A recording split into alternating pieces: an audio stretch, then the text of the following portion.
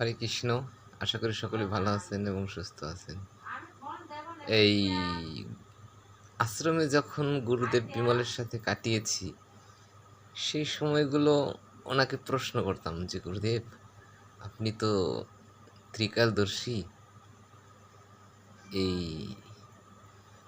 বৈজ্ঞানিকেরা যে মৃত মানুষকে জীবিত করার পরিকল্পনা, গবেষণা তো অনেক দিন ধরেই চালাইতেছে।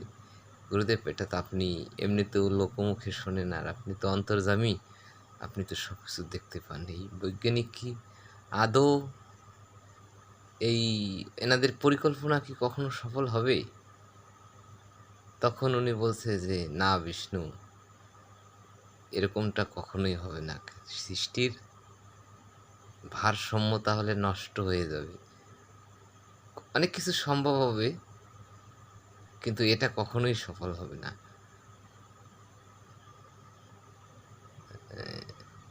ওনার বাক্য কোনোটাই ভুল নেই। এই দেশ সম্বন্ধে বর্তমানে বাংলাদেশের আমাদের যে অবস্থা, উনি সম্পূর্ণ ধারণাই আমাকে দিয়ে গেছে। এখন এইসব কথা আমি বলাটা প্রয়োজন মনে করি না। আমার এইসব বিষয় নিয়ে আলাপ আলোচনা করাটা আমি ঠিক মনে করি না। এই জন্যই আশা করি সকলেই গুরুদেব বিমলের কৃপায় ভালো থাকবেন এবং সুস্থ থাকবেন। দেখা হবে পরের ভিডিওতে।